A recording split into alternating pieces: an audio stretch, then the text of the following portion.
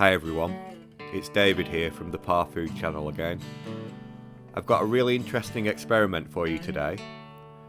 Recently, I've seen a lot of videos like these on YouTube where people are cooking fairly elaborate rice dishes with lots of ingredients in a rice cooker. I tried out this one in particular. It's called Awesome Simple Rice Cooker Recipes, and it's very good. Typically what they're doing is frying a lot of ingredients in a separate pan, as you can see, and then emptying them into the rice cooker and then adding the rice and water. I want to see if it's possible to use the rice cooker for everything, including frying the ingredients. So let's find out. I'm going to add about 1 tablespoon of oil into the rice cooker and then add some chopped red pepper and onion.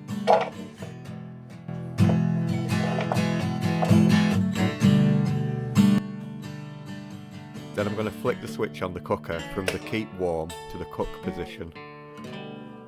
The first big question is, will the rice cooker even allow itself to remain in the cooking mode?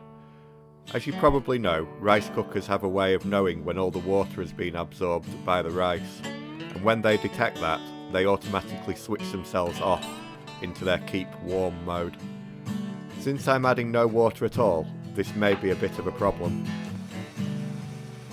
It takes a minute to come up to heat, but seems to have no problem so far staying in cooking mode.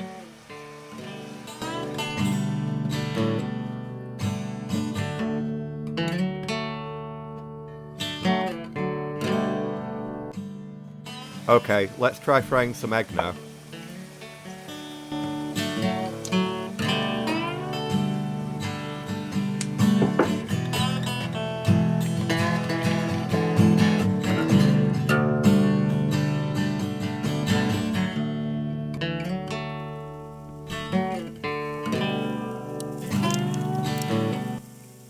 Again, it seems the rice cooker has no problem with this.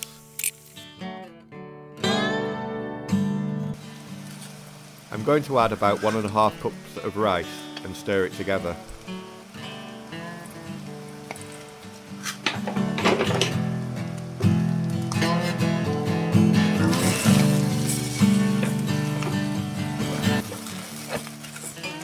I don't know if you heard that, but the rice cooker just flipped itself into its keep warm mode.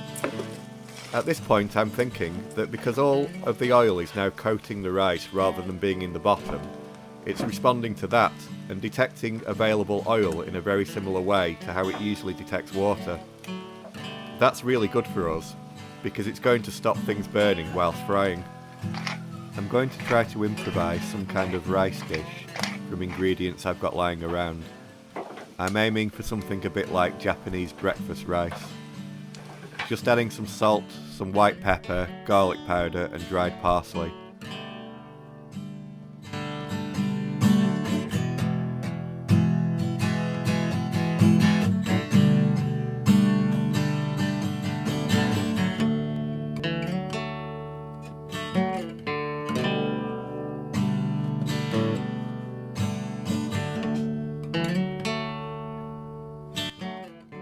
When adding the water, I'm filling it up to a slightly higher level than normal to account for the space taken up by the extra ingredients.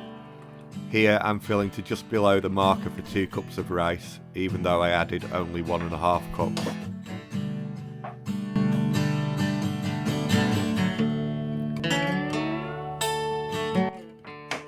Lid on and switch back to cooking mode.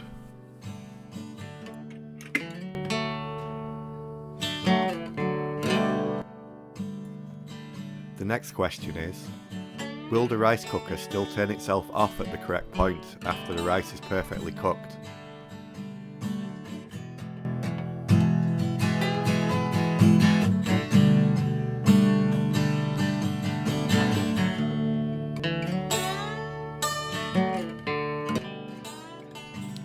It's turned itself off after about 15 minutes, which is the same time it takes with plain rice. It's looking good.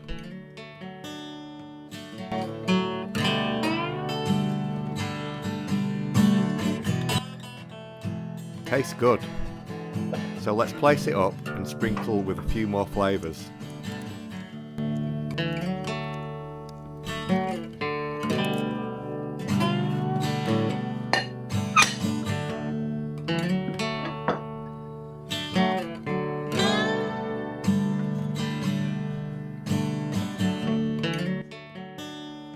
some Japanese soy sauce, some chopped green onion and sliced green chilli, and some Japanese bonito dried tuna fish flakes. I also meant to add some toasted sesame seeds here, but I forgot.